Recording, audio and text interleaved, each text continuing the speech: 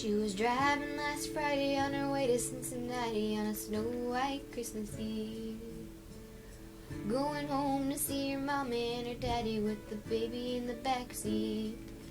50 miles ago she was running low on faith and gasoline. It'd been a long, hard year. She had a lot on her mind and she didn't pay attention. She was going way too fast. Before she knew, she was spinning on a thin black sheet of glass. She saw both their lives flash before her eyes. She didn't even have time to cry. She was so scared.